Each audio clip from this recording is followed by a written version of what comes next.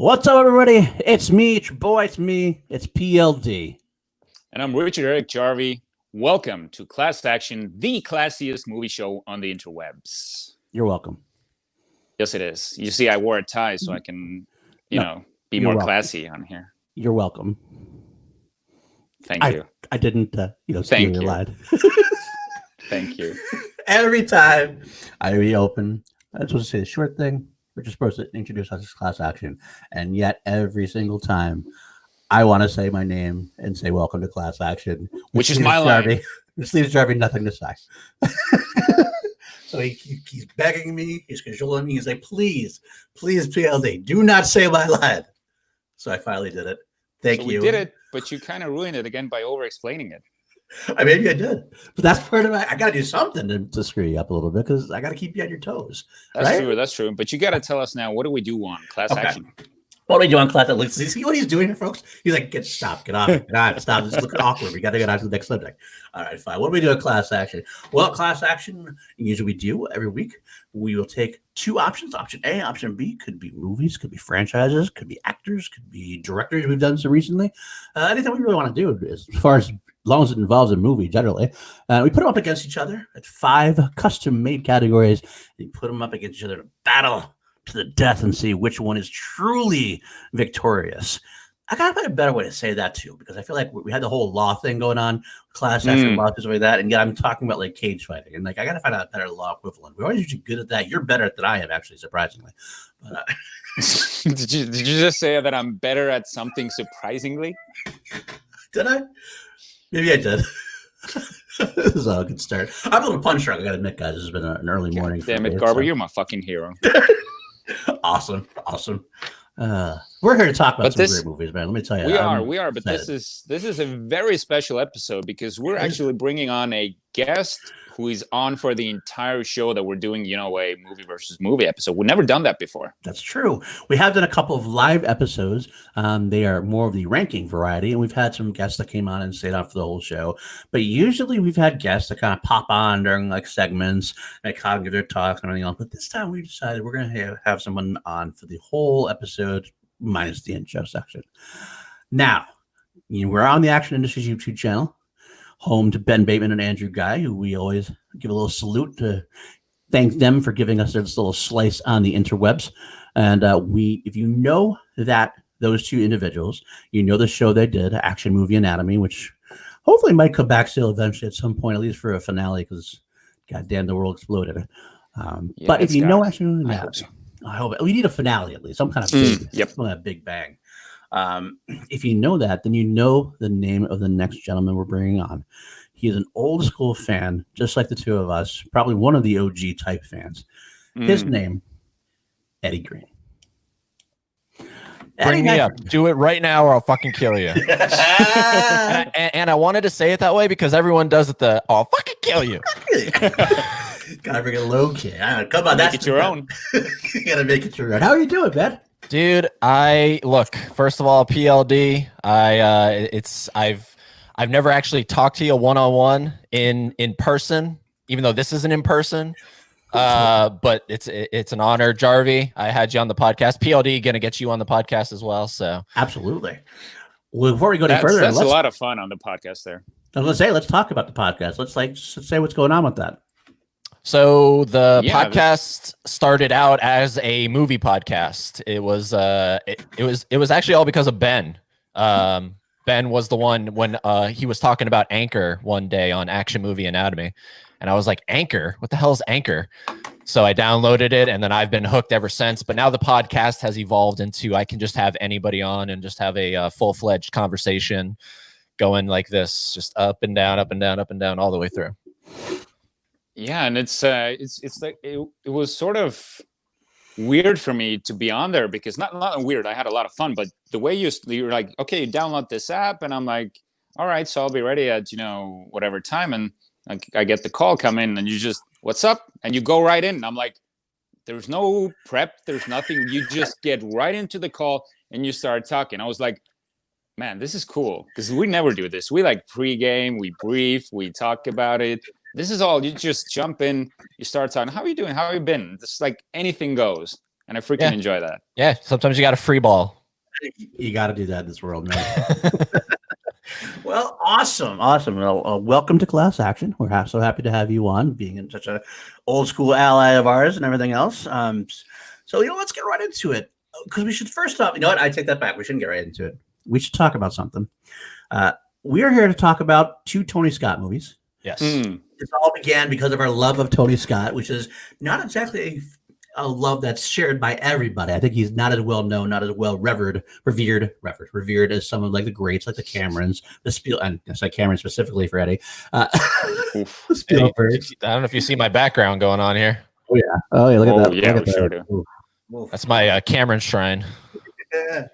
But so Tony Scott's always been kind of like, not exactly quite as revered, but we and the action guys, for example, have a great love for him, and that's how this whole idea began, because of you two having this conversation actually about Tony Scott on your podcast.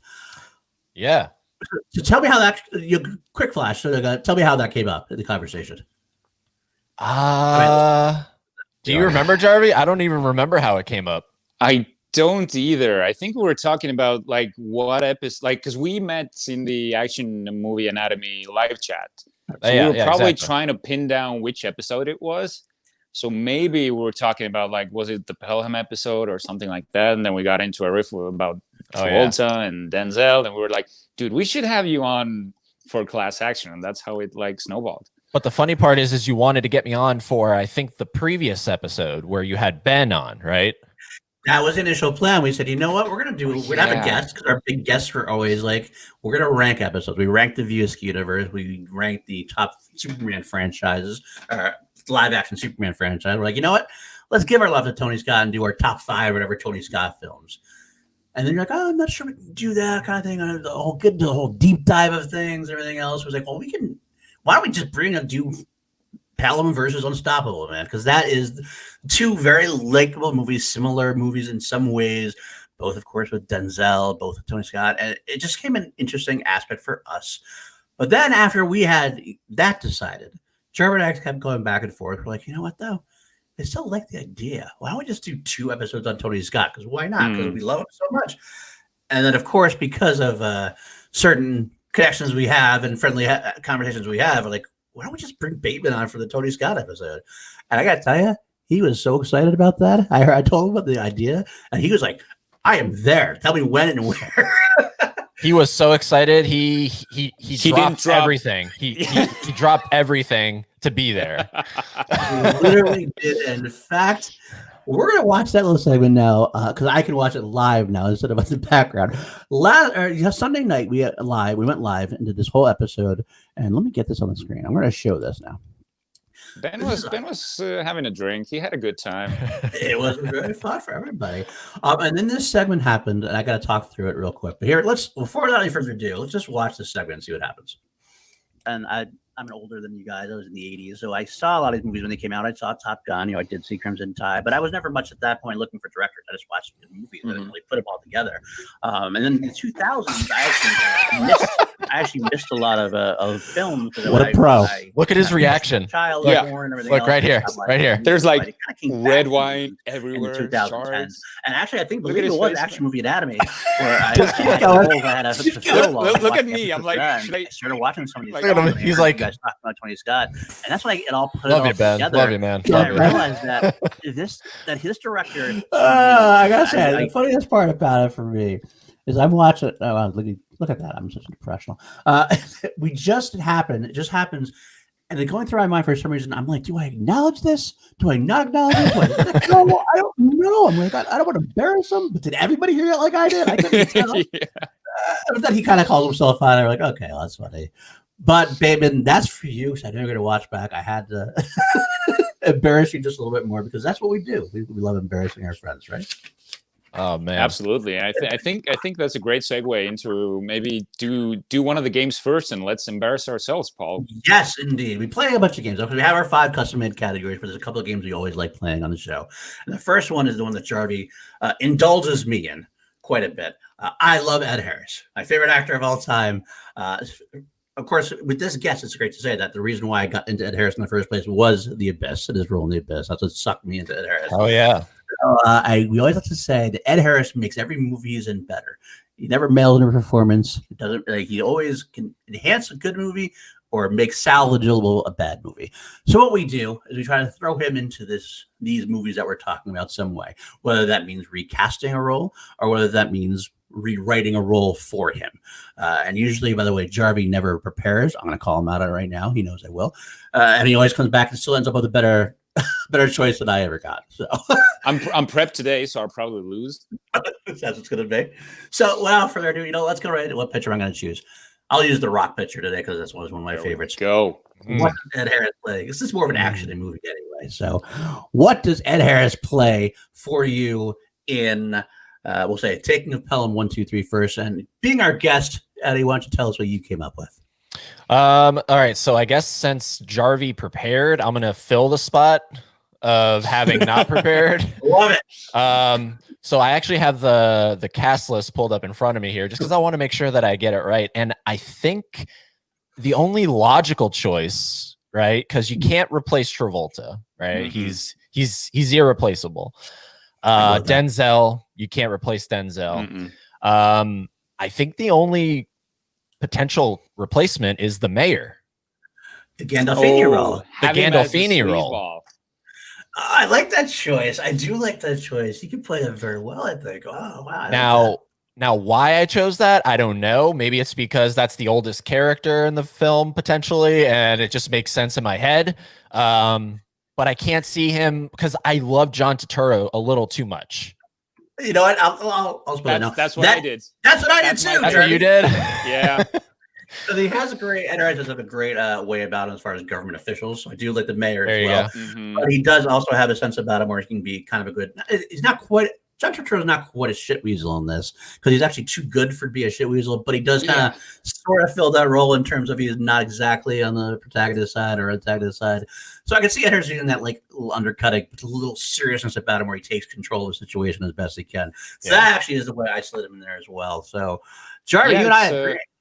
Yeah, absolutely. This, interestingly enough, like I'm a huge fan of John Turturro. I don't think he did a whole lot with this role. Like that's like I'm a big fan of his, but it feels like I wouldn't say he mailed it in, but he didn't do anything really new or he wasn't maybe even that strong of a character. He was just there, and I'm also having a hard time taking him too seriously because of two movies that he did. First off, Transformers, Mr. where he Deeds? was like not even Mr. Deeds, but Transformers, he was like this ridiculous like agent, and The Big Lebowski. Like I'm having so hard. Like he can fit into these comedic roles like easily, but when he has to play like the straight man, like the super serious guy, I'm having trouble. And this is why I think Ed Harris would kind of bring this sternness to the role.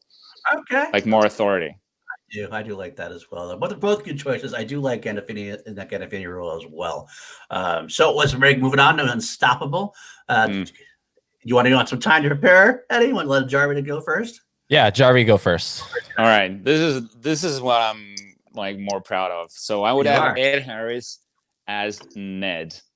The hillbilly guy with the braided hair, the pickup truck guy, like have him as the, this super like redneck style sort of overblown character. Man, we're gonna talk about Ned because Ned is actually like one of my key fucking awesome moments in Unstoppable. That's a good choice. That is a good choice. Eddie, you want someone else? You want to throw someone else out there? So okay, I actually really like so Ned is the guy, right? He's the one that kind of fucks everything up. No, that's right. That's right. I just had a brain fart. Pretty much. That's right. Cowboy kind of guy. It's in a way. For everyone watching, it's like 6, 7 a.m. in the morning, and I'm still usually asleep at this point. So dude, we mess up like actors' names. You have no idea how many times. We're so professional. I think the actor's name that you meant who played Dewey is the Ethan Suplee. Ethan Suplee, that's the character I'm thinking of. Yeah, he's the one that like he's the fuck up. I wouldn't cast him as that because that guy is that dude looks like a Dewey. You know what I mean? So I would put him as like a cameo because this is essentially a cameo role. The guy, Judd Stewart. Do you remember this character? The guy that's trying to slow the train down. Oh, Chad yes. Stewart. As Yes. they're trying to do that rescue mission or whatever with the guy hanging from the helicopter. Yeah, he's Right. I would have Ed Harris as the guy because he just keeps looking back, and then eventually it crashes and he dies, and then that's it. Always a good death. Always a good death for Ed Harris. I found out I'm doing a podcast on Eventually Ed Harris. He's died in so many movies. Like I got a list here. Surprisingly amount. He's almost Sean Bean level, if that makes sense. But Yes. Yeah. All right. I almost wish he said like it's been the greatest honor of my life to serve with the MTA and then die. The Rock. We always reference The Rock of this this podcast. Okay, you know what I'm going to have him as? I'm going to throw him in there as Galvin, the Kevin Dunn role, the boss. Okay, yeah. That talks to Rosario Dawson. Because when he gets mad and he gets pissed off, he's going to go to you. But he's got some like underlying sense of like, he's got some good at him and he's trying to do the right thing here and there, but he sometimes has to go a little bit on the greedy corporate side and everything else. I think he played that side, both sides very well. So that is our Ed Harris of the week. And interesting. Let us know in the chat which you like best. Which one? Who's victorious here? Yeah, and Eddie, go ahead. Sorry. Oh, no, I was just gonna say interesting that he wasn't replacing one of the main characters. Yes, for either one of you guys. Do that. I have found that we tend not to do that because it's usually Ed Harris at his greatest in the supporting role, generally speaking. For sure. So it seems to be he's one that enhances things. So that's how it usually works for me anyway. Although there's times where I wouldn't mind giving him a whirl and seeing what he would do in some kind of leading role. I mean, he definitely could pull off the Travolta role in Pelham 1, 2, 3. It'd be much different. It'd be a totally different character. Yeah. But he could do it, I think. But that's neither here nor there. He would probably make money for the fallen heroes of some war to get their wives compensated. You know what I mean? Former general General Hummel is legitimately brought up, I think, more than any other character in the history of film in this podcast. We should actually go back and count how many times we've referenced General Hummel and just have a counter and see how many times we've done it. It might break records, actually. So this is random, but a little off topic. Do you think of Ed Harris in the Truman Show as like a villain? I know it's so random; it has nothing to do with this episode. No. I love it. It's actually good. It's actually good talk. We go on tangents all the time too. We're good at it. He is not as villainous as no. I don't think I think of him as a villain per se. He's got a lot of love in him for Truman. He really does. He's a very much a father figure. Is he a little soulless? That soulless isn't the wrong word. He doesn't make great choices overall. Where he's trying to like drown him. Right. There's a moment that where he does that. Part of that I will say was like a father trying to give him tough love. Yeah. Even though it's not the best way to do it, but I think his intentions were good there. Kind of. If that makes sense. He's not trying to kill him. He really wants to make him stronger and make him but that's what it is for me. I don't know. What about you, Jarvi? What do you think?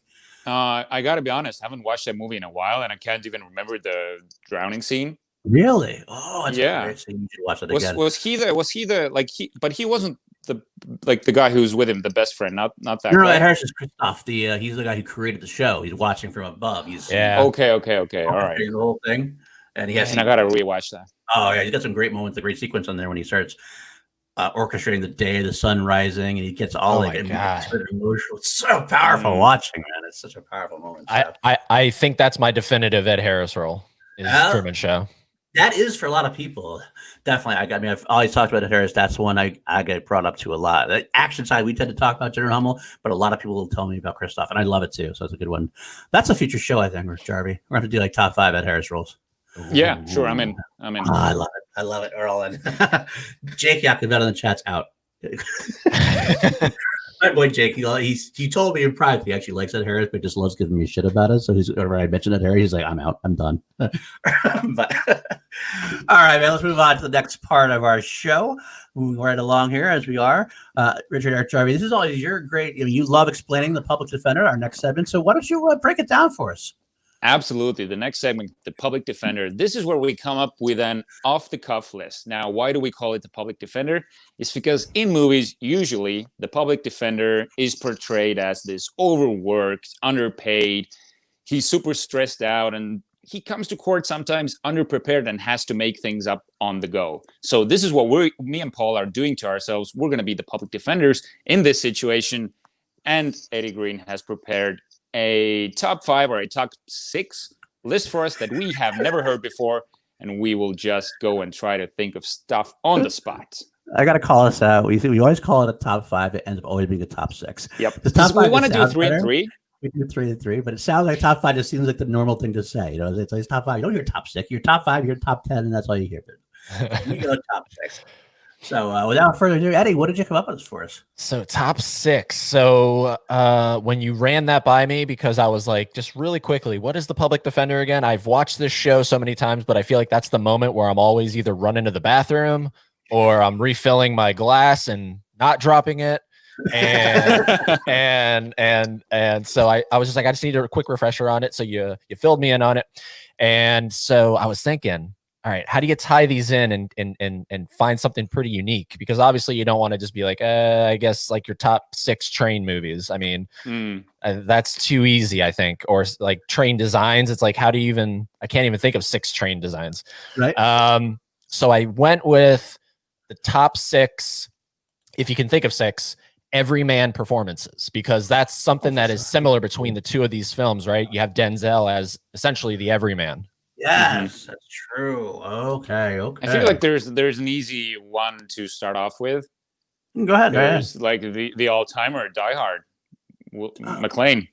McClane is the everyman. That's actually very. I almost said Will McClane. I don't know why. Will McClane is general in the Action Army. I know. I was like Will, no, John McClane. Oh, so you're gonna sneak that one by me. That was what I was thinking of first, actually, too. All right, I'll throw it in there. And it's one we already talked about. Ed Harris in The Abyss. Okay. He's a scientist, is he not? No, he's an oil rigger. He's an oil rigger that works on an underground water, say like an underground ocean. They drill oil and stuff on the ocean floor. But it's the perfect everyman player. He's sweat his brow, and I love the fact that he's not in not that he's dumb, but he's never made intelligent. He always like tells his wife, "You're much smarter than I am. You can figure this out." Yeah, but it's always this like working man kind of a feel to him, and it's a very normalized feel. So I love that. And that's one of the reasons I like that Harris so much in The Abyss. So I'm going to go with that Harris in The Abyss. Why not? Fuck it, it's your show. That's true. I'm having trouble with the next one. So I want to say something with Tom Cruise, but he's never the everyman. He's usually like he isn't the everyman in Mission Impossible. He's a trained agent. Okay, well, in a way, he's all right. So I would go with Nicolas Cage in The Rock. He's a trained scientist, sure, but he's not. No, he's an agent. Damn it, that doesn't count. Okay. Paul, help me out here. You want me to sneak in? You want me to go with my second one? You go. Okay, I'm gonna go with Tommy Lee Jones in No Country for Old Men. Okay. The sheriff role, it's like he's an old school, has an older, grizzled sheriff who's like it's seen the last of his days. He's well out of his element in this one. He can't quite see what's going on. He can see it, but it's a little much too much for him in a way. But he still does a really good job of it. And his whole part at the end with his wife is about to retire. He's the coffee, he's just sitting with the newspaper, but he's really like likable in a way that Tommy Lee Jones usually isn't. If that makes sense. 100%. All right. You're still fun. That did not give me enough time, but okay, I'm gonna go with. This is why we love off the cuff. In that situation, she's the every woman. I would go Ellen Ripley because she's not qualified for the situation that she enters. Love it. She's kicking ass. All right. I like that. I had to come up with something too. Oh man. Love it. How about? This is harder than it should be. Like, are you Googling? No, I was. Hold on, let me think. Action here. I know. You know what? I do have one I think will work very well. I like it. I'm going to go with it. Liam Neeson in The Gray. Ooh. It's just he's a hunter. A hunter, yeah. He's definitely out of his element. He's a guy who's like in the end of his days. He's down on his wife had passed and everything else. Mm-hmm. But he has to step up in this role where he has to save all the people he's with. Doesn't end up doing a very good job. Spoiler alert. But he is in that role as an everyman. I think he's not really anything super special. He's a hunter. He's good at his job, but that's his job in a way. But he's probably in this tremendously tough situation. So I'm beating you this week, is Jarvi. I'm beating you this week. is gonna be like a super panicky pick, but My favorite picture when you're this panicking. is like so far off left field that I can't. All right, The Purge, the second Purge, Frank Grillo is on Oh, the streets man. and is like hunting these, Punisher. you know. Yeah, he's pretty much the Punisher. So I'd go with Frank Grillo in the second Purge. Okay, Frank Grillo is actually kind of a good everyman type of actor in a way because he always feels like he's relatable. He feels like you haven't drunk with at the bar.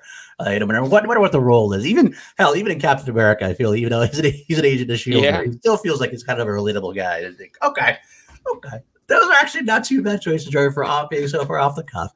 But you know what, Eddie, let's talk to us. Who did you pick for your everyman roles?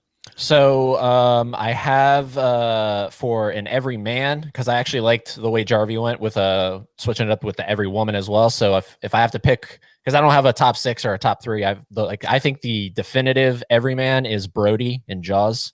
Oh yeah. I just think I think that's the diehard for me. You know what I mean? Like you don't get more every man than that. And then by the end of that movie, he's like a superhero to me. And then for the every woman, you got to go Terminator. You got to go Sarah Connor. And I love that you had mentioned Ellen. Sorry, go ahead. I feel like Sarah Connor is, but yeah, no, she's not. She starts out as a waitress. She trains herself pretty much. Like in the original Terminator, she's not even in the original Terminator. She's nothing else. She's almost like pretty much the damsel in distress. Yeah, that's true. She's just a waitress. Transforms in Terminator 2 to be the badass she is, but that's more of a character arc. So I love that pick. I'm actually mad I didn't pick it. I'm very mad I didn't pick it. But you know what? In a way, I'm not, because if anyone's going to bring up a James Cameron Terminator film, it's got to be Eddie. Right? Oh yeah, and he brought up Jaws as well, like bigger boat movies. I love it. So those are those are the 2 previous iterations of the podcast: Bigger Boat and Terminator 101. Perfect. I'm glad you had this vehicle for you to tell that, because I love when people talk about their passions, and we know those are passions for you, man. So that's awesome. Everybody in the chat, again, if you're out there, let us know what do you think. Maybe you have a better choice than any of us. Who knows? Maybe you do. Maybe you agree with us. Let us know. We'd like to read this because we're probably in the chat with you at this point, because that's how we roll.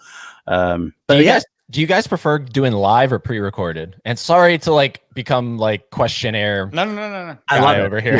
Absolutely love it, because this is part of it for me. Jarvi, do you have an answer on that more?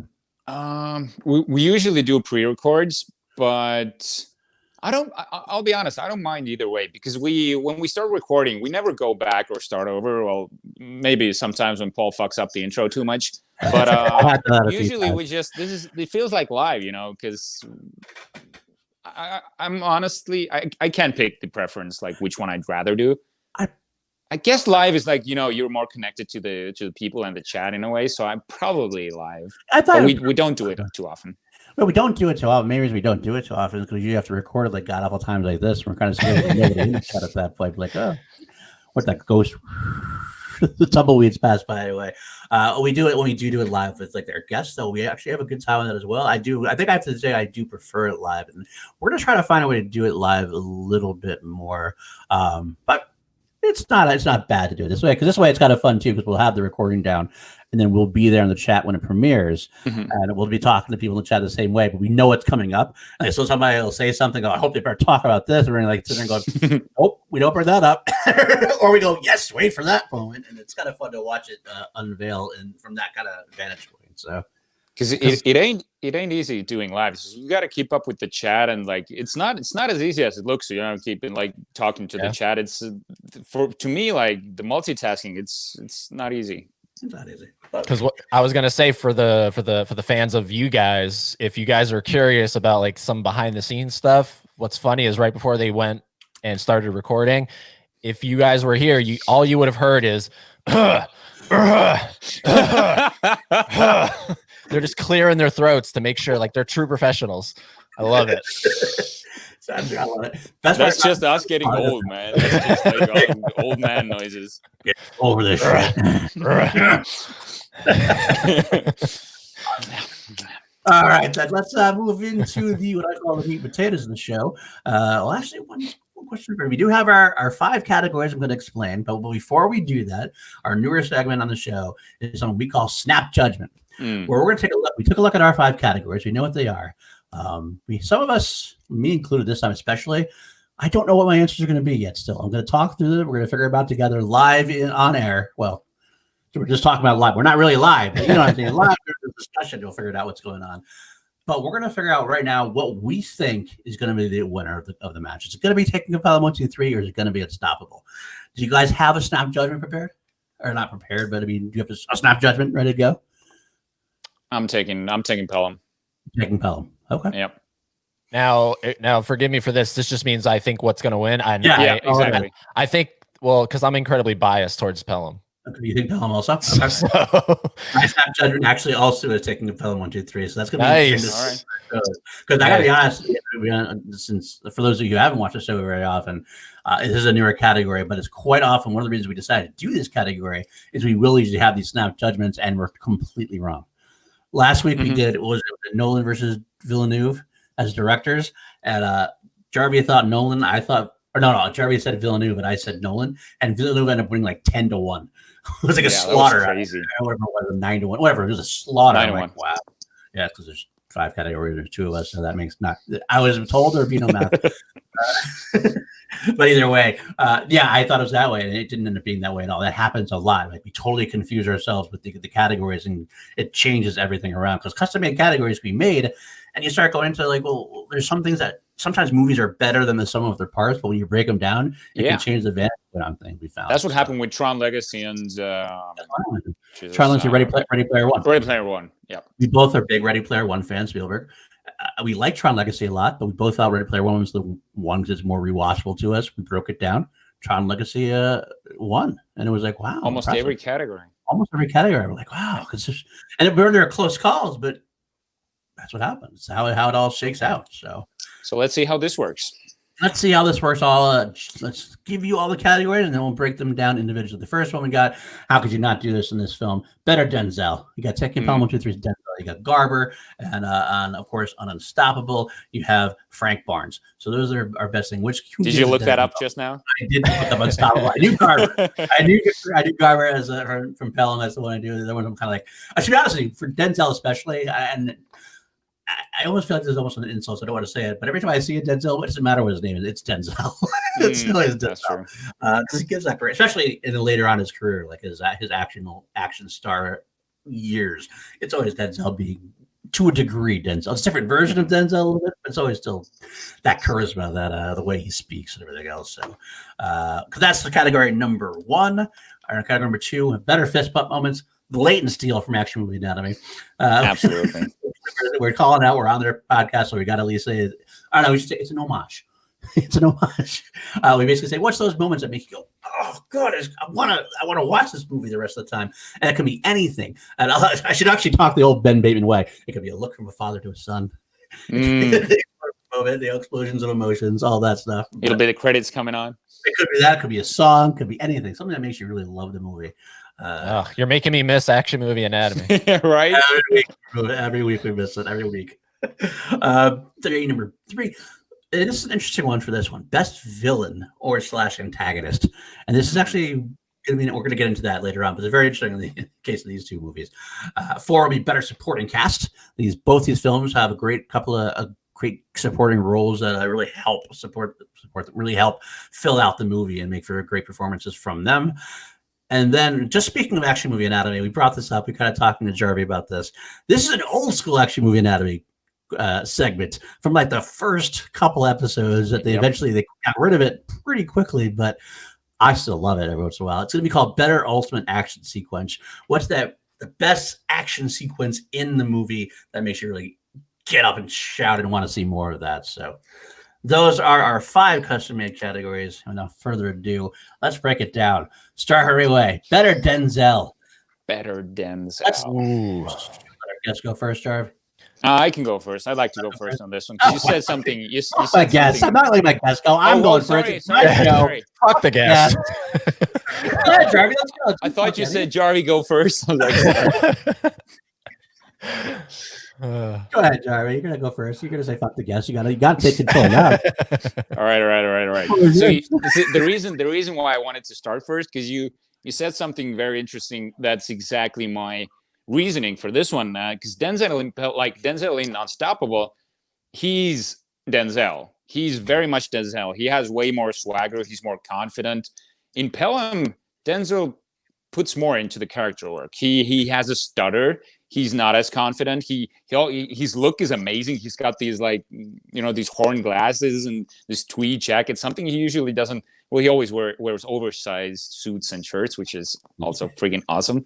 You have a fetish for that. Let me tell you, you have a fetish for that. You brought that up with the Tony Scott movies with Bateman, and like I think 3 or 4 times his oversized shirts. He's like, do pay attention to that. His suits are always oversized. It's crazy. He's like, but that's also like his trademark now. Okay. But yeah, in Unstoppable, he's definitely the smartest guy in the room. In Pelham, he's still working out the situation, and I feel like I'm giving this to Pelham just because he plays a character. In Unstoppable, he's Denzel, which I love. But if I'm basing this on character work, I feel like he did way more in Pelham, and it goes down to the admittance part where he's talking about the bribe. Like, all right, I took it. And it's like tears running down. This is like the emotional part of the movie, and he has those emotional beats in Unstoppable, but I feel like in Pelham he truly drove it home with that one. I got that. What do you got, Eddie? No, I just really quickly want to comment on Jarvi's comment of the stutter, because I think he might have, if you were to do a top 5 stutter list in movies, that would be a really hard one to figure out, but it might go to Denzel because he has the ultimate, which is, I think the scene is they're trying to get the money down to the subway, and literally Denzel just keeps going, we can. Yeah, he does. He literally says "weaken" for like 5 times straight, and it's so good. It's so it's just so natural. Like it never felt forced to me at all, and for some reason it's just stuck in my head. We can. But I have to give it to Pelham as well. Because it's that back and forth of him and Travolta. I think that works a whole lot better versus him and Chris Pine in the train. There's a lot of sarcasm going on between the two of them. Just like a lot of butting heads, but I think it's just between Denzel and Travolta, Travolta brings out the best in Denzel. Plus, like you said, Jarvi, it's just there is a little bit of a un-Denzel-ness to Garber. So that's what I really dig about it. All right, I like that. I like both those choices, and actually, I'm feeling very similarly. I do think Garber is like what Eddie Green brought up initially before was the. I always feel like I have to say your full name. I don't know why. Eddie Green. Yeah, me too. Yeah, I do the same thing. Eddie Green. It just rolls off the tongue that way. I just noticed that myself. I'm like, when Eddie Green. Why am I saying this? Yeah. But what Eddie Green brings up before, as far as the best everyman performance, I agree that it was that as well, because he is the best everyman performance in Taking a Pelham 1, 2, 3. He is a little bit more in that superhero role to a degree in Unstoppable, as far as not being a full Superman, but see also the emotional beats as well. Unstoppable seems to rely just as much, at least equally emotionally, on Chris Pine's role, bringing up his role, his wife, and that whole sequence is as far as his background with her, and that's where it definitely flips to me to be Pelham as well, because you kind of engage more with Denzel in Pelham. You feel like you want to root for him a little bit more than you do in Unstoppable, for exactly the same reasons you guys have mentioned. So I got to give it to Pelham also. So that's what actually probably the easiest on the list for me to choose. So I'm going Pelham as well. He had me at the spill of the coffee, and then he reaches into his thing, and then he does that like that. I mean, come on, that's just there's a lot of there's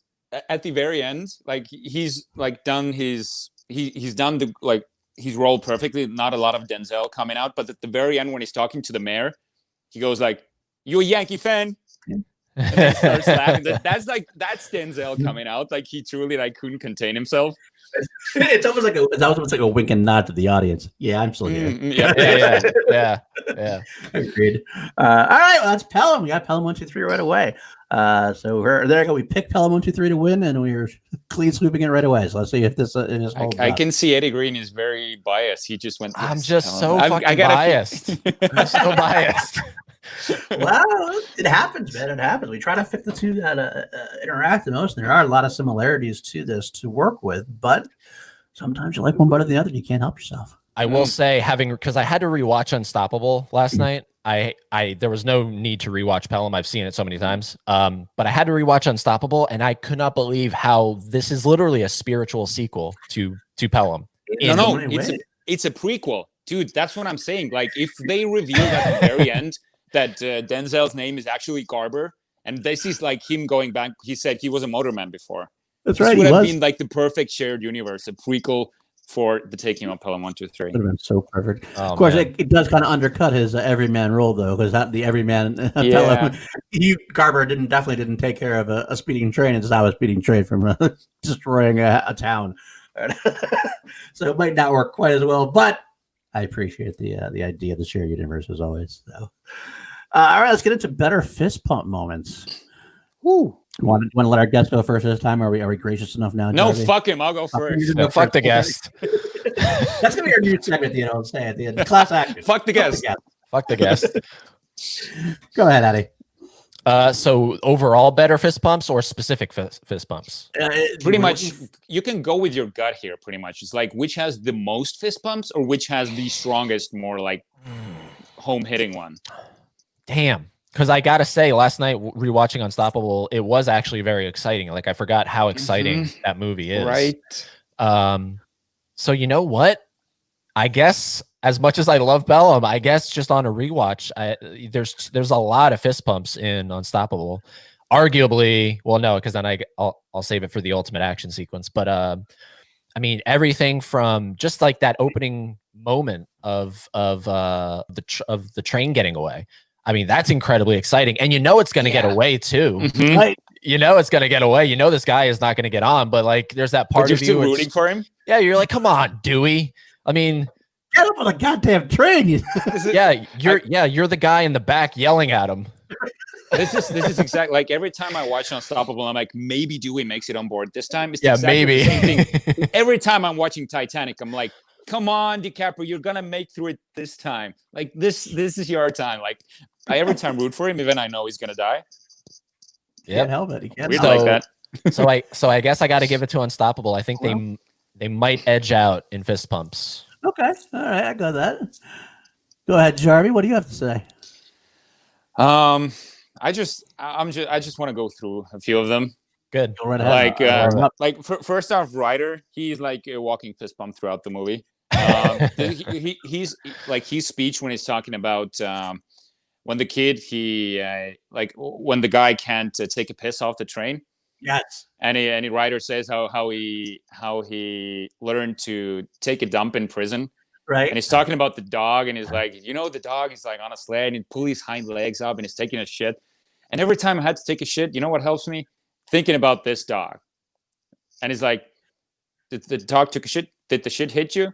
Shit always hits you, man. Shit always hits you. And another thing that Denzel says that it's like equally fist bump worthy is when they're talking about marriage. And it's something like Ryder goes, well, that's love, right? No, that's marriage. That's another thing. He's like, damn. Yeah, man. But then there's Unstoppable, and I think I gotta agree with you. There's like the moment Ned shows up and he's like he's at the diner and he's late, and he's like, you can always count on him being late, and it just floors it on his pickup truck, and the song comes on like, because I'm a country boy. It just goes, you know exactly the type of character this is. Like, there's no shame in it. It's like full on make him the redneck guy. Is it just me, or do you guys also wish this movie was rated R? Oh yes, I do. That's one of the things about Unstoppable. I wish they could have committed a little bit more to certain things. They had to cut down for PG-13 sake or whatever, but that's definitely it. Because this is where my twisted macabre mind goes. That moment where the part where the whatever it is carrying those horses ends up on the train, like on the track. In my mind, if I was the director, if I was the writer, I would have had that train, as screwed up as this sounds, plow through Oh, those fucking horses. you said plow through. 2 horses, 1 train. No. Wow. Oh Level. man, this took a dark turn. Yeah, I'm man. getting behind it. I want to see this happen now. Kill the horse. Oh, Just have like a horse head land like I'm telling you, like it would have upset so many people, but You're right. You're absolutely fuck right. it. Fuck Yeah. it. Make those kind of calls. You gotta upset the people to make a good movie sometimes. Yeah, I mean that just would have made that train that much more villainous. That's true. That's very true. We're gonna get to number 3 already, but we'll stop that. But okay. all right. I'll give you one last one. Why it's Unstoppable. The biggest fist bump in Unstoppable is I have a thing for moments like there is something special about like seeing the estranged husband redeeming himself with heroics that the wife can see on TV. I know it's like super cheesy and it's like a very guilty pleasure thing, but it's such a heroic moment, and it reminds me of Armageddon, where Will Patton goes to his wife's like, I can't remember what she says, like that's just a delivery man. It's like, okay, there's something big coming up. And then they see him later on TV. It's like, mommy, it's the delivery guy. He's no delivery guy. That's your dad. It's like, oh, yes. I love that movie too. You're right. You're right. I totally think the same way about that. That's an awesome recall on that. Oh wow. Oh man, so fist pumps now. Fist pumps for me. I'm looking into. I'm trying to think whether Pelham 123 has some that are better than Unstoppable, because I agree that Unstoppable has so many good ones. That they're not exactly the fast paced ones that do it. It's the slow ones, like you're bringing up when you're yelling at Ethan Suppley's character. You're doing get on the fucking train. When Ned just misses, like he gets to the car, they can't quite fit it. Every time it's those near misses, and you're just every time like you can't stop it because you know Denzel's got to be the one to stop it, right? You got this is not going to go any way that Denzel's not going to be the hero at the end of the story, but you keep hoping. You're so close. God damn it. But there's also the explosions of emotions characters, and there's these moments that Denzel becomes like understanding of Chris Pine's character, and like he does it in like a laughing way. Like he'll like kind of like give it to him. I can't remember a specific like line sequence, but like Chris Pine will explain something, and you see him like make this judgment call, and like he kind of go like Denzel just kind of look at him. Okay, all right, and he kind of moves it on, and it's just great like building of a character arc between them. But by the end, they actually are very close, even though at the beginning of the movie, Chris Pine's this character that's like hated by everybody because he's the young buck who's taking their job and everything else. But they have this really emotional connection by the end. Like even the moment when Chris Pine he has too many cars that they're not going to be able to fit the drive off or whatever it is, and he's like, oh shit. And he doesn't call him out too much. He's like, yep, too many cars. All right, too many cars. Now you're learning. It's an educational kind of thing for Denzel. And it's also the discussion that they have about his wife as well. It's like, did you hit her? Yeah. It's like, no, but I scared her. There's like, you give a lot of humanity to the character at that moment. It's a very mentor like type role for being the hero in a way. He's a very mentoring type role, and I gotta love that. I mean, Pelham has some great ones as well. I mean, Travolta. I could use. I'll talk about many. I mean, let's do it. I'm gonna fucking door. Because he gets so into it, like God, John Travolta, and the fact that he looks like Freddie Mercury, makes it always better for me as a big Queen fan. So I'll go that route as well. But at the end of the day, I think I gotta agree with you guys. I think I agree. Unstoppable is the way to go for me as well. So that's wow, we're having a real battle back and forth now. It's like two heavyweights battling in the ring. I like it. Yep. All right, let's move on to number 3, and I'm going to take the lead here. I'm going to say fuck both of you. Better villain or antagonist. Now, on the surface, it's easy to say. It's easy to say John Travolta. He's over the top. He's scenery chewing. It's almost actually too over the top for some people. Some people's other complaints are that John Travolta is ridiculous, and yes, he's ridiculous. But that's the whole point of the character. He's supposed to be. He ridiculous. makes it work. He makes it work completely. You believe in the character. You want to see him go nuts because, like, that's the most entertaining part of it. Watching him talk, and he's so unhinged when he talks to. Every time he talks to Denzel, and like they figure out something about him because he just over talks about it. Whether they figure out that he's a Catholic, or they figured out that he's smarter than he looks. That there's something going on behind the scenes, and they figure out is. Like this whole stock secret. Like, holy shit. Really he made like $300 million during that thing. Right. What the fuck? You're like, wow. And I love how it's revealed that way, just because it's not revealed. And kind of like, holy shit, this is what this has been about. You figure it's one way, and it kind of totally flips it off on the other side. And you're rooting for him. You are. You're kind of. I kind of want to get away with this. But Yeah. Denzel, the hero, I kind of want to see Travolta get away with it. You want Travolta or Denzel to save the day as far as the hostages go. But otherwise, you want to see Travolta win in a way. It's bad, but it's true. You love the bad guy, I guess. But I also want to throw in there now. I'm going to be very nondescript to say the reason why I fought for this category is what Tony Scott did with Unstoppable is amazing to me in that the villain is an inanimate object. It's a train. There's not character in a train. And yet, because of the way he shot it, he really made like an old Hollywood monster movie with the train as the monster. It's the whole tone and the setup. You're actually scared of watching this train move. And it's a couple different times when you have the school children and it just passes by. You see it come up and coming at you. At the very end of Travolta, you see Denzel and Chris Pine, and you see the train coming at you. You're terrified for them. And like, because the train is it's more menacing than half the bad guys I've seen in film. It's amazing that Tony Scott could make that work as well as it does. So I almost want to give it to Unstoppable because whereas Travolta's character is great. You know what? I'm gonna do it. I'm gonna give it to Unstoppable because degree of difficulty. Degree of difficulty. It's like in diving. You have to have degree of difficulty. Travolta is a great character and you love him. But you could see a great actor giving a great performance in a great role. To make the train as intimidating and as scary as it is, that takes something very talented of Tony Scott. So in honor of Tony Scott, I'm going to give this to Unstoppable. Fuck it. Damn. Boom. Making my decision. All right. Not tear me apart, guys. It's okay. All right, there you go. I'll go last on this one. No, it like the funny part is I actually sort of kind of agree with you, Paul. It's very much Tony Scott's Duel. Yes. That's the vibe I got rewatching it. I was like, wow, this definitely gives me Duel vibes. Yes. Because that movie, I mean, Spielberg made a tanker truck scary. Right. And the only difference, obviously, that had a person in it. So it did have that kind of, human force driving it. But the thing about the train is I always remember the trailer for Unstoppable. And there's that moment where that little girl is just on the other side of the tracks. And I think in the trailer, it's super quiet. Right. Yes. And then the train just comes whipping by her, like full blown. And from that point on, like I was sold with that trailer. I was like, okay, this movie looks pretty badass.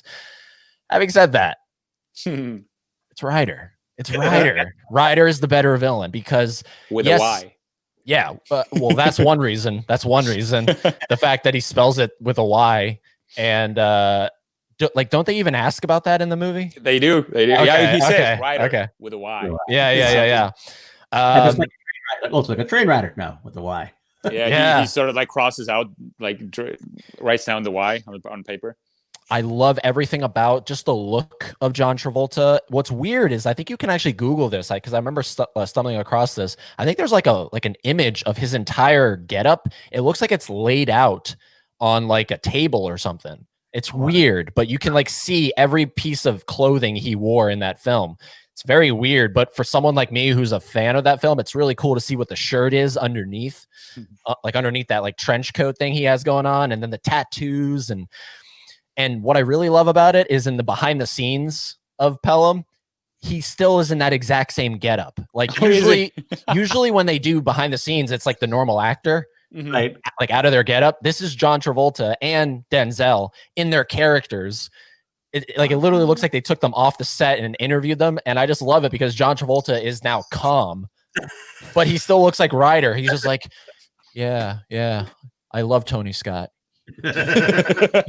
And I I just want him to be like, I fucking love Tony Scott. Exactly. So, but like he has every right to be over the top because think about it. This guy's been in prison for who knows how long, like who knows where he is mentally. And so I don't get the complaints of him being over the top. The F-bombs, I get it because a lot of people were like, there's just way too much language in this movie. But I think that's true to life, especially New Yorkers. So 110%. 100%. Ryder. I'll disagree. I'll just piggyback off of you and go like he's drawn up as a character. He's drawn up to like the way he acts, the way he talks. you feel like he should be incompetent. Like he should be the Dewey of Pelham. He's too unhinged. He's too, spontaneous. That's how can you get on a heist and be this nervous and sort of like boiling all the time? But once you get him talking with Denzel, you see that there's a lot of charisma there. Yeah. He knows what he's doing. Like, and he's talking about the ass model, like took her to Iceland and stuff like that. So, but yeah, talking about Unstoppable. Also, the train was getting the train named 777 also added to that sort of like monster vibe, because like 777 is like a magical number instead of 666, right? Instead of 666. It's almost exactly. It's almost there. Yep. And I'll do you one better, Paul. You talked about like it almost being like a monster. It kind of has almost Final Destination vibes, like the way the lever goes back. Yeah. Jarvi, you took that right out of my mouth, man, because I was like, that's my only complaint with this movie is it seems like it had a little Final Destination cameo, because how does that lever just magically, it just magically goes down? I don't know. I don't know how trains work, but that can happen. I don't know, but you're right. That does kind of take you out a little, just a smidge. But it is based on a true story. It's based on a little bit of a true story. So I think that must have been something that happened. I would assume, without having really done the research on that, but and also the train fights back, like below the seals. There's like shit coming out, like there's a lot of stuff with the train, and also like the editing to make the train go so fast, and sort of whenever they show the locomotive, there's sort of like this like monster like music comes on. It makes you go, oh shit, this is like unyielding, uncompromising evil, just heading straight towards the populated areas. You know what? I almost interject real quick. It almost feels like we should have done this as another off the cuff, like something like a Christine from Stephen King in a way. It's that kind of thing too. It almost feels like a Stephen King movie in a way because of how scary the vehicle is in a way. But go ahead. I'm sorry to interject. As you could tell, I've seen the movie. I was like, yeah, sure, right, sure.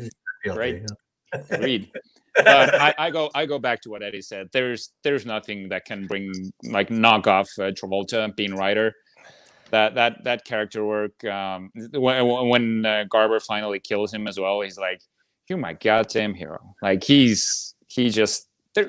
sort of friends, but they're frenemies. Right. So I love that. I love that relationship between them. They're connected. I can't disagree. I gotta be honest. Like you guys, I think that's why I wanted to go first. I wanted to be brave enough to do it because I could be I could still be talked out of it. I could be talked into Ryder pretty easily because I love Ryder so much. But I'm gonna stick with it, and it's Unstoppable for now. We better move on before I decide to change my mind. You're an unstoppable train. I am an unstoppable train. Boom. All right.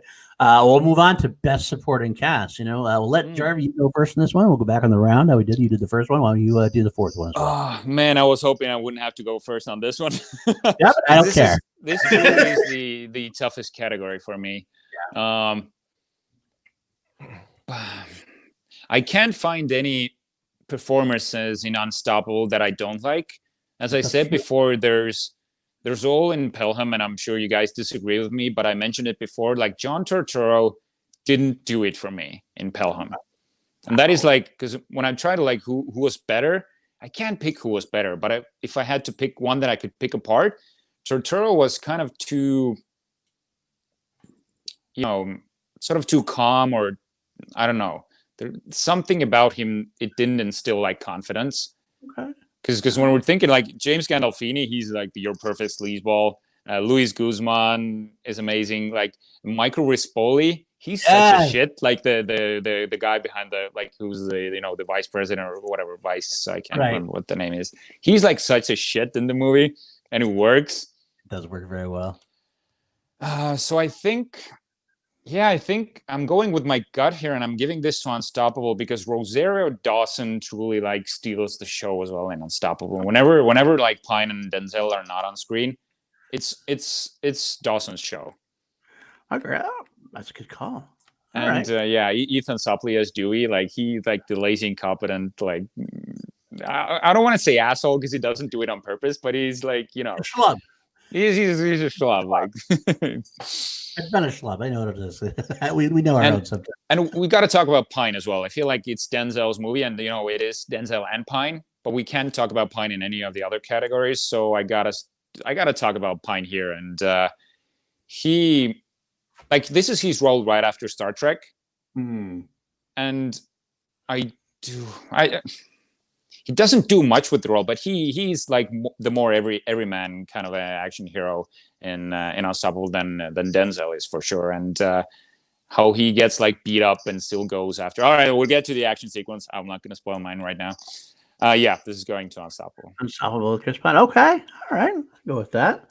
All right, Eddie. I'm giving it to Pelham. I think it's because you have an issue, Jarvi. You have an issue with Turturro. Yeah, something about him. On the flip side, I have zero issues with Turturro because I love the moment where Ryder kills the one guy, the first guy, right? Where because he's Turturro comes in and says, "Okay, Garber, you can go home now. I got this under control." And then Ryder realizes, "Where the fuck's Garber? That's who I want to talk to. I don't want to talk to you." And he kills the guy, and I love how they go get him. But as they're going to get him, John Turturro is like, "We're going to get him right now for you, Mr. Ryder. Why did you do that, Mr. Ryder?" Like, I like just like those little moments where he's like, "What? Like, why? Like, why did you do that?" Like, just something about that. But then you got Gandolfini, rest in peace, as you know, as the mayor who's like, "Why didn't we send the helicopter?" Right. And like everyone in the room is just like. Yeah, why didn't we? Just like those moments, and then of course I don't know. To me, it is the fact that it's Travolta and Denzel, but it is supporting cast as well. You have who plays the guy that gets shot in who's Luis Guzman. Yes, there you go. Love that guy. Like I love every single one of the hijackers. I think as small as they might be.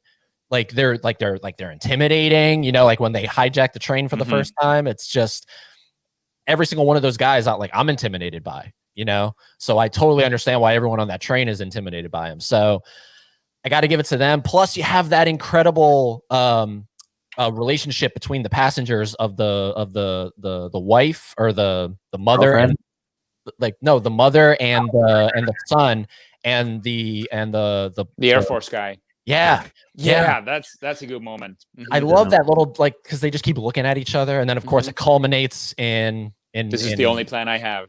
One wicked moment that is, I mean, actually, if you actually stop and think about it, it's pretty. I mean, it's always been relevant, but that moment right there of Travolta and him and what Travolta does to him, I mean, you know, there's a lot going on in that scene.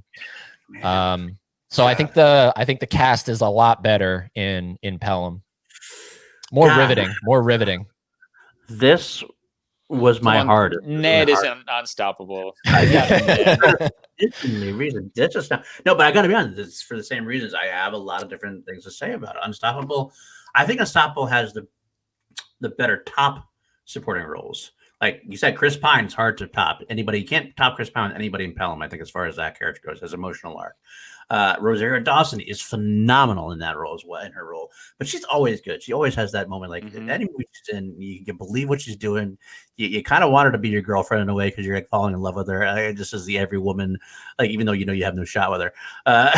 Lou Temple, I love Lou Temple. And Ned in that role makes me just so committed into it. His like gunslinger kind of role in a way. You root for him so bad, and you just even just right from the beginning. What? Yeah, I'm on my way. I'm in traffic. Yeah, gotta go. Kind of thing. You can always. She wants to talk to you, asshole. She wants to talk to you, asshole. So wild is everything, and that's why I wanted. That's the reason I wanted it to be an R-rated movie because I wanted it to be even like. Oh man. Oh yeah. Oh yeah.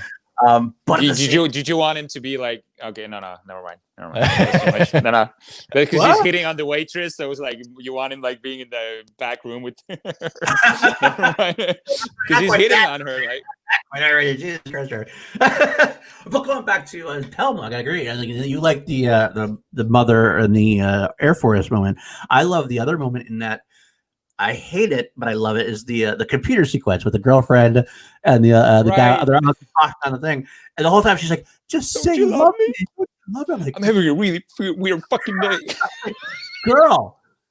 Chill your bill. Yeah. My God, I can't talk to you right now. For Christ's sake, just let it go.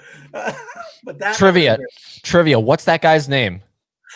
Oh god. Because doesn't Travolta hold him hot like at gunpoint? He's like, "What's your name?" Oh man, I can't remember. I can't either. That's why I'm asking. Oh, It's a simple name too. It's like a really normal common, like a Bob or George or Jeff or George. All right, now I gotta look it up. Okay. yeah, I gotta look it up as well. All right, 1 second. This is good TV right here. I'll say, well, I'll continue my thoughts while I'm looking. George, you're right. It's George. Oh, you look it up. It is George. It is Alex. Oh, that's right. Because I always thought Travolta said Geo. Yes. Yeah, he does. He does say Geo. His friends Geo? call him Geo. His friends call him Okay. Geo. That's what it is. Okay. That's right. What it is. Yeah. Oh, perfect. All right. I knew it's supposed to stuck in the old subconscious. There's one character in Unstoppable that we didn't talk about who actually does a really good role. It's Kevin Corrigan. It's the expert who's in there with Rosario Dawson, who knows about the chemicals. Who's essentially John Turturro. Pretty much. But Turturro he's incompetent. He can't talk to Ryder. He gets a passenger killed. Well, I disagree. That guy almost saves the day in a way because he says you got to brake, got to ease in the brake and stuff like that. And Denzel does it. Even Denzel is like, I don't know if this is going to work, but he tries. He's like, all right, okay, this works. Yeah, for sure. He knows more. Like he knows that this stuff is the stuff that's used to make glue. Like he knows that shit. But like it's essentially the same role. Like if you were to compare, like who's the Turturro in Unstoppable? It has to be that guy because he just shows up and he he's even dressed similar to Turturro. There's so many similarities between these movies. In my opinion. No, I didn't think about it that way, but you're absolutely right. I got to give you that. And I'm gonna just hit back on you too, Jarvi, about Turturro and Pelham. I do like Turturro and Pelham 1, 2, 3. I think actually he has some great moments. There's like the moments where like Denzel asks him, he's like, he's like, I've done this before. Yeah, how many of them got out? Did he get out? They all got out. And like, what about the other guy? He had a bad day. Or something like that. Didn't end well for him. That's what it was. He didn't end well for him. And just matter of fact, because that's what he does. And he does, he does lose the passenger, but it's because he's a professional in this role. It's something he's done many times before. He's used to knowing he's going to lose some people. His job is I got to best keep this collateral damage from happening. And once that happens, like, okay, this guy's serious. We got to go get your job is to read people and connect with them on a personal level. He approaches this on a purely professional, like he has a list, pretty much what he needs to do, and that fucks it up. He has to engage with the person. That's what Garber does with Ryder. That's what John Turturro should have done. He had all these notes like Catholic, stuff like that. Get him talking. He blows it. Didn't matter though, because he was already imprinted on Garber. He could have been as good as he wanted, but that was the whole idea. Turturro should have gone like, okay, I'm here. Okay, I'm here. Try to be Denzel. But that's what I love about that movie. It shows like even though you're a quote unquote expert, who's actually more expert in this situation. Clearly, it's Denzel. No, of course it's Denzel. You know what I mean? But anyways, I feel like we got sidetracked from. That's all right. From PLD. I will throw up another one there. I do love Gandolfini in this role. I love the idea when Gandolfini and his assistant figure out the stock trading thing, and it's all about, who takes an ass model to Finland? Yeah. Wall Street guy. Like that's what it is. They figured out. Wall Street guy. And the Yankee ones. I love the whole thing. It has the whole secret like about they start talking about the mayor's infidelity, and he started like, oh fuck these guys and everything else. They have these great New York moments that are so good. I think I have to give it to Pelham also. I do love I love Chris Pine. That almost wins it for me. But there's too many signature moments. I think it all comes down to Turturro. If you like Turturro, that will end up swaying it back to Pelham, and that's where I'm going to go with this. So I'm going to go with Pelham as well. All right. Sorry, Jarvis. So, that's all right. Now we've hit it. Best ultimate action sequence. It's time to let the guest go first again, Jarvis, so shut up. I think this one's pretty cut and dry. It's signed, sealed, and delivered. It's the moment in Unstoppable when they're trying to get the guy from the helicopter onto the train. That's the most excited I felt during that entire film. That is like that's a masterclass in terms of just how to get that audience glued to the screen. The only thing that I don't understand, can you guys walk me through it? So he lands on the train, and then the train hits the car in front of it that's trying to slow it down. Yep. So why does he get whipped back so wickedly? I think 'Cause he's going forward with the he's Yeah, still but it breaks. So and it whenever breaks, you're in so- the car, that's you go forward. Like, But he whenever it goes breaks. back. Yeah. Well, But he's tied to the. helicopter. Yeah, this is like physics. You know what I mean? Like the physics Yeah. didn't add up to me. Yeah, that's true. I was really like, we should watch it. You can find it. I can't watch Dude, it. don't Ooh. ruin Unstoppable. find it? What are you doing? But, like that's the shit that goes through my head. It's like, you know, like I like that. Like that's how picky I am with movies. But I mean, at some point, I have to suspend my disbelief.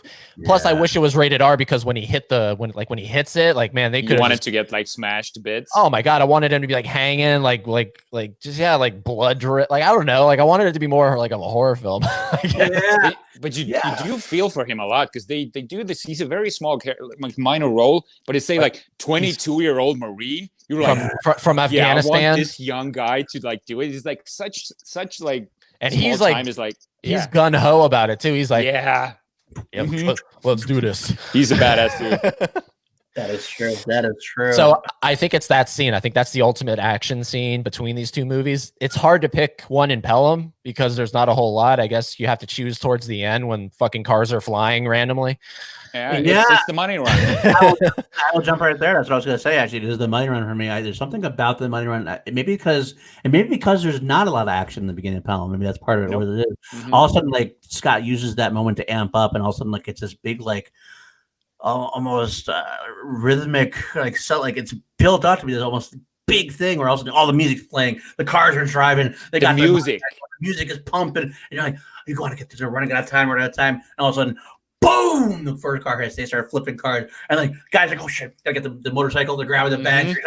Let's go! They're trying to keep going. Like they have this. Like how does this work? How do you not have to be able to with all the money and power you have? You can't find a better way. The helicopter, exactly the same type of thing. This all shouldn't have had to happen. It's no, like you're going down the Lord of the Rings Eagle route. Don't go there. It's about the journey. It's about the journey. It's why didn't we use the helicopter, Jim Gandolfini? Because we needed the big money chase chase sequence. That's what we needed. We need the big action sequence. Yeah. That's the deleted scene. That's the deleted scene. But I love that scene so much because it's so needed at the time to amp up at that point. We had an hour or whatever. I don't know exactly how long it is.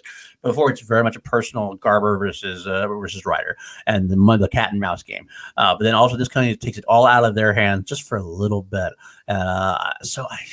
But as far as which one's better, though, because I'm a huge fan of the helicopter sequence for exactly the same reason. You want to see, man, what am I going to give?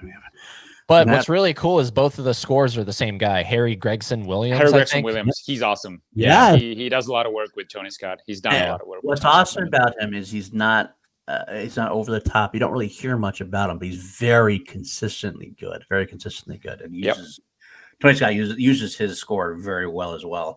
That's the whole reason why Unstoppable has that horror vibe to it. Away, it's the music that actually adds to the big like thumping sound waves they use. But I have to choose between the two sequences there. Pelham is definitely more over the top with it, but it fits that movie so well. But Unstoppable has it a little bit for me too. I think the helicopter sequence. Yeah. I think I can't argue. Eddie brought it up perfectly well, despite the physics issues that I didn't even think of. Can someone explain that to me? Just someone, please help me. Yeah, Brandon. Brandon. Why Hanna, he goes back? Film physics.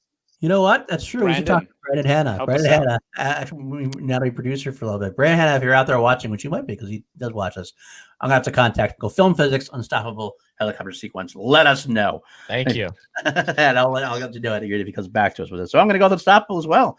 So Jarvi, go ahead. Yes, sir. Pelham, of course, the money run. You pretty much said everything I wanted to say about that sequence, except for when they gear up, they put the money in the car, the motorbikes already. And one of the cops goes like, $10 million. Fuck me. And it's like, yeah, man, it's on. It's so on. So it's a no-brainer for you. No. I just wanted to say that this is the Pelham one. I feel like I have nothing more to add because you talked about it quite extensively. But Unstoppable, actually, for me, the ultimate action sequence isn't the helicopter scene. It's at the very end where Ned shows back up with his truck. Okay. And Denzel has gone as far as he goes. He's like, I have a problem. And then Ned comes up with jump to the truck. And you're like, Chris Pine's legs all fucked up. He's like, oh man, I gotta get back there. He jumps on the truck. They speed past the train. He gets to the locomotive. Like that whole sequence, like Ned showing back up and you getting your injured Pine has to like go through and save the day, because you feel like this is like where they have to bank on Denzel to save the day, but they don't. They like truly they give the final like rescue moment to Chris Pine. And that moment, like I was like, usually I watch movies, I'm like hanging back. I was on the like literally on the edge of my seat. I've seen that movie like 5 to 10 times. I was on the edge of my seat. I was so riveted by that sequence. That is a good when they finally do it, like Denzel's just like going like this, like on the train, like almost like riding the train. That's awesome. That's so cool, man. So this is one unstoppable for me as well. Unstoppable for you as well. Unstoppable. Okay. Well, I can see Eddie getting a little nervous here. I don't know what's going on. Like I haven't been keeping track, so I don't know who's winning. We never do. We never do. Only Paul does. I do, and I get to this is the moment where the truth comes out. We have each reached the end of our road, ladies and gentlemen. If you're keeping track, you know who's won. But I almost want to tease this out a little bit. This is a close call. This is a very close call. I am not. I got to tell you, winning the battle 8-7. Jarvi makes the call. This final one, it's unstoppable. Wow, you motherfucker! And the funniest thing is, I thought we were doing Pelham in that last one. I wrote down my book like Pelham and circled it and went 8-7 Pelham. And they're like, "Oh, so you're not doing Pelham?" I went for like, which is at the end? What is it? You know exactly what I mean by the snap judgment. You think it's one way, and you totally went the other way. I gotta say, I'm happy about this. Like I watched Unstoppable yesterday. I had totally forgotten how damn good that movie is. Because usually when I think about Pelham and Unstoppable, Pelham seems like the obvious choice, like just like you said. But seeing Unstoppable and talking to Ben yesterday about, a week ago. Yeah, a week ago. Yeah. And him saying like Tarantino even said that this is one of the most like intense action movies or something like that, which is, I know it's unfounded, but that sort of swayed me in a way. He said like one of the best films of the decade. I was gonna say, yeah, he said one of the best of the last decade. Tarantino, you must not watch a lot of movies. Dude, that's a bold statement, man. A very bold statement. But I can see why he would say that, because at that moment when you're watching the movie, it like takes you out of everything else in the world. You're like in that movie completely. I agree. And it's funny about it. I'll say here, what I'm finding more and more as I do these shows, sometimes I think Pelham is probably a more rewatchable movie. And sometimes that rewatchability adds to our own little like factor as far as, I like Pelham's going to win, because I would, if I had a choice right now, I'm throwing a movie on in the background, I'm probably choosing Pelham because it's a very fun, bombastic adventure over the top with those great characters and everything else. But sometimes that isn't quite enough. And when it comes down, you break it into the different categories. Like, well, yeah, Ensemble did this better. Ensemble actually probably did this better. But so that's what the best part about snap judgment is. We had these things in our mind. We had to get, and we went through it, and here we are. What I will say about Unstoppable is I love, because this is something that like it's just like something that I love to see, how dumb humans are. Like that movie is prime evidence of it. There's so many moments in there where humans literally look incredibly fucking dumb. You have Dewey trying to just getting out, letting it go. You have the helicopter sequence, which is amazing, but visually it's sort of like, wow, we are really trying here. We're like, this is like, we're really trying here. Like we're like gonna dangle a man to try to get him onto this thing to try to stop it. He was like, we got to fix what we didn't do in Pelham. Use the chopper now. Yeah. And then the best part is when the train's passing and you have all those SWAT guys and they're like, all right, you have to look for that little red dot. Try to shoot that red dot. And they're all shooting at it. They're like, we're just like, wow, we're fuel gauge. Wow, we're dumb. We're fucking idiots. And then, but then the best part isn't like, because like it cuts to a newscast of this guy talking about what they just did, and they're like, yeah, we had to do this, so some shots were fired. I think a lot of shots, not some shots, were fired. You didn't have to do that. You didn't. I don't have to try that. No, that was You not a didn't good have to do idea. that. And then the newscaster's like, and this little red switch is located right next to a fuel gauge. Oh, It's just, we're So- dumb. But that's what I love about that movie. It just shows the stupidity of humanity. we And are like every they man become every they- man in that film. they Yeah, totally throw we don't know what- Dewey, the character who probably he's like a real life character, because at the end they show like Garber still working, like Pine or something. Oh yeah, Rosario Dawson takes the job of Kevin Dunn, and Dewey now works at a fast food industry or something. Like it's like they totally like that's kind of inappropriate because like there's nothing wrong with working at a fast food restaurant, but they sort of like make it like like a Demotion an or insult whatever, like- in that movie. Yeah. That's actually got to get thrown in there right now. I'll throw it in there. I don't know that whole sequence at the beginning. Like it's so many things have to go wrong. Like the thing goes on, he puts in the auto brake, he gets off the train. It's like Dewey, you're compounding everything. God damn it, Dewey. But he is the everyman also of the film, just like all of us. We are dumb motherfuckers. Absolutely. Well, that's going to wrap us up, folks. We had a great episode. I want to thank Eddie Green for coming on, man. It's always a pleasure to talk to you. Definitely going to have you back on for something. I think we'll have to do something Cameron-based next time because I want to geek out with you on Cameron because that's how I really man. Well, Me too. definitely have to come up with something. But before we leave, why don't you plug yourself, tell us where you can find you and everything else. Yes, it's at Eddie Greens 101 on all the socials, and then of course the podcast Eddie Greens 101 on all the podcasting places. There you go. Jarvi, where can the folks find you? Richard Eric with the K Jarvi on Facebook and Instagram, and of course weekly here with Paul Denuzio on Action Industries. Why, on Class thanks. Action. The classiest show on the interwebs. Yep. And we're still trying to make that work. Classiest. Classiest, yeah. You can find me at Paul_Denuzio on Twitter. I always feel like I plug so much stuff, and I feel like I'm just writing a book at the end. But I do work Class Action. I work at the Action Industries. I run their Patreon. Help support Ben and Drew at patreon.com/Team Action. A lot of great tiers there. I do a show on a call to action about the movie Trivia Schmodown. If you don't know that, it's great wrestling /trivia show. It's hard to explain, but once you see it, you'll love it. And I also have started my own YouTube channel called PLD Projects. I will be talking about Ed Harris a lot there. I'm going to be doing the Harris dance, where I'll be taking through every movie that Ed Harris has been in, and I will make you love him like I do, or I will die trying. Did you call it the Harrisons? The Harris dance. I love that. That's great. That's amazing. Thank you. I actually been doing that. I've been doing a lot of like watching throughs, and I kind of try to make silly names up. I had like the Stevent when I did the Steven Spielberg watch through. I did the Fincher Fest. The Fincher Fest. Oh wow. I'm doing that now. I'm doing Spike Lee, so I'm doing the Spike Uries. It's like Oh man. It's silly, but it keeps life entertaining. Little things like that. You know what I mean? Look, guys, this was seriously like I've been on a few guest spots, and this is one of the easiest ones. Like there was no pressure. It's just you're two great hosts. So thank you so much for having me on.